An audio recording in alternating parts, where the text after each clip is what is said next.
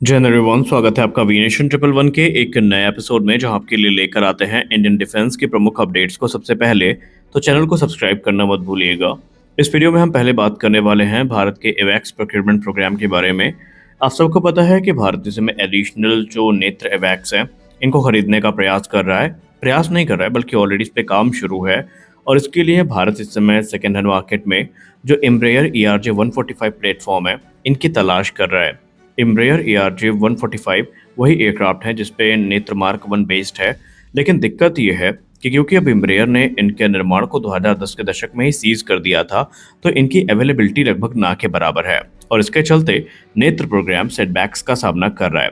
लेकिन इसी में ब्राजील भारत को रेस्क्यू करने आया है, जहां पर ब्राजीलियन एयरस्पेस जायंट ने ये बता दिया है कि उन्होंने ऑलरेडी भारतीय वायुसेना के सामने एक बोल्ड अप्रोच रखी है, जहां पर वो जो C-390 मिलेनियम है इसी पर आधारित एक एवैक प्लेटफॉर्म विकसित कर सकते हैं। और रिपोर्ट से इंगित कर रही है कि भारत ऑलरेडी ब्राजील के साथ इस मामले में डिस्कशन कर रहा है। एम्ब्रेयर C-390 मिलेनियम वही प्लेटफॉर्म है जो आपको MTA प्रोग्राम के अंतर्गत देखने को मिलता है। जी हाँ, ये प्लेटफॉर्म ऑलरेडी भारत को MTA प्रोग्राम के अंतर्गत ऑफर किए गए हैं। ये प्रपोजल ऐसे समय पर आया है जब भारत जो ARJ-145 प्लेटफॉर्म है इनको सोर्स करने में बहुत ज़्यादा स्ट्रगल कर रहा है। एम्ब्रेयर की ब्रीफिंग में जो कि उन्होंने भारतीय वायुसेना को दी, उसमें स्पष्ट शब्दों में कहा गया कि C-390M के एवैक प्लेटफॉर्म में कन्वर्ट किए जाने के भारत को एडवांटेजेस बहुत सारे मिलेंगे। जैसे कि ये एक नेक्स्ट जनरेशन का एवैक प्लेटफॉर्म बनेगा जहां पर DRDO अपने एडवांस सिस्टम्स को इंटीग्रेट कर सकेगी। अब ERJ-145 की तुलना में, जिस पर नेत्र मार्क 1 बेस्ड है, जो कि 240 डिग्री की रडार कवरेज को प्रदान करता है और इसकी रेंज 450 किलोमीटर की है, अगर C-390 बेस्ड एवैक्स विकसित किए जाते हैं तो यहाँ पर 300 डिग्री या 360 डिग्री का active electronically scan array radar हमें देखने को मिलेगा, यानी 360 डिग्री की कवरेज हमें देखने को मिलेगी। Enhanced electronic warfare sweets integrate किए जा सकते हैं। रियल टाइम डेटा लिंक हो गए जो कि नेटवर्क सेंट्रिक ऑपरेशंस के लिए काफ़ी महत्वपूर्ण होते हैं। ये सारी चीज़ें यहाँ पर इंकॉर्पोरेट की जा सकती हैं। इवन अगर आप पेलोड कैपेसिटी को भी देखें तो C-390 मिलेनियम की जो पेलोड कैपेसिटी है वो 26 टन की है। अगर आप इसको ERJ-145 से कंपेयर करते हैं तो उसकी पेलोड कैपेसिटी 5.9 टन की है। वहीं इसका इंड्योरेंस टाइम भी ज़्यादा है, ये तकरीबन 6 घंटे तक बिना रिफ्यूलिंग के उड़ान भर सकता है। और क्योंकि यहाँ पर सोफिस्टिकेटेड मिशन सिस्टम देखने को मिलेंगे और सबसे खास बात जो नेत्र के एडिशनल वेरिएंट आने वाले हैं इसमें हमें गैलियम नाइट्राइड बेस्ड रेडार देखने को मिलेंगे और सेल्फ डिफेंस स्विच भी देखने को मिलेंगे। तो ये सारी चीज़ें जो C-390 मिलेनियम है ये होस्ट कर सकता है।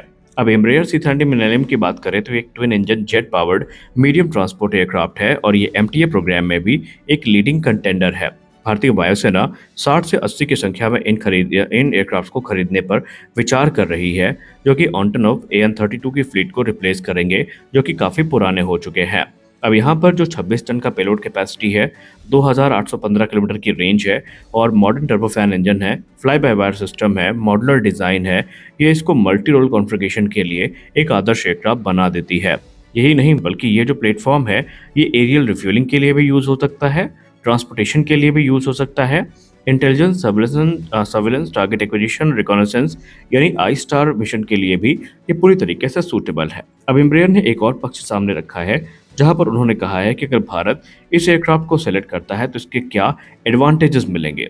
एम्ब्रेयर ने कहा कि अगर आप पुराने ERJ-145 प्लेटफॉर्म को पा भी जाते हैं तो आपको पता है कि उसे एक्सटेंसिव मॉडिफिकेशन से गुजारना पड़ेगा, जहां पर उसमें बहुत सारे बदलाव करने पड़ेंगे, लाइन रिप्लेसेबल यूनिट्स को अपग्रेड करना पड़ेगा, एवियोनिक्स अपग्रेड करनी पड़ेंगी और सिस्टम को मिलिट्री ग्रेड स्टैंडर्ड का किया जाना पड़ेगा। और ऐसे में ये एक टाइम कंज्यूमिंग और कॉस्टली प्रोसेस होगा।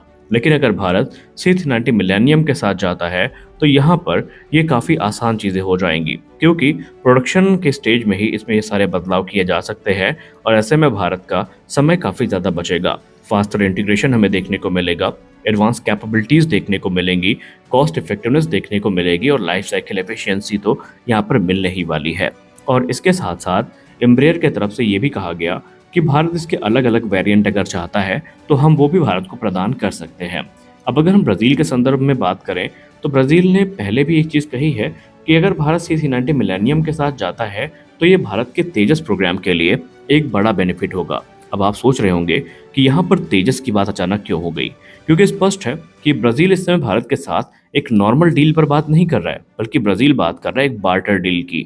यानी भारत अगर ब्राज़ील से C-390 मिलेनियम खरीदता है, तो ब्राज़ील भारत से लाइट कॉम्बैट एयरक्राफ्ट तेजस मार्क 1A खरीदेगा। यानी भारत के लिए दोनों चीज़ें बेनिफिशियल हैं। लेकिन देखना ये है कि भारत का रक्षा मंत्रालय यहाँ पर क्या डिसीजन लेता है।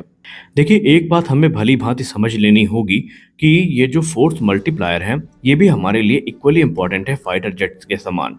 जैसा कि हम सब जानते हैं कि भारत ने पिछले 30 वर्षों में तकरीबन 534 से ज़्यादा एयरक्राफ्ट गँवाए हैं और ऐसे में भारत इस समय अपने आप को फाइटर जेट के तौर पर तो यहाँ पर स्ट्रॉन्ग करना ही चाहता है। लेकिन भारत ये भी चाहता है कि हमारे जो फ़ोर्स मल्टीप्लायर्स हैं, जिसमें ट्रांसपोर्ट एयरक्राफ्ट हो गए, जिसमें एवैक्स हो गए, जिसमें मिड एरियल रिफ्यूलर्स हो गए, ये सारे भी उचित संख्या में हों। क्योंकि भारत कभी भी एक सिंगल फ्रंट पे वॉर नहीं लड़ेगा। भारत अभी भी तकरीबन 2.5 फ्रंट वॉर तो लड़ ही चुका है, जहाँ पर पाकिस्तान का सपोर्ट तुर्की और चाइना ने किया था और भारत ऑलरेडी स्पष्ट तौर पर चाइना और तुर्की जैसे एडवर्सरीज से घिरा हुआ है, जो कि भारत के लिए और ज़्यादा यहाँ पर दिक्कतें पैदा कर सकते हैं। तो ऐसे में ये डील काफ़ी प्रमुख हो जाती है।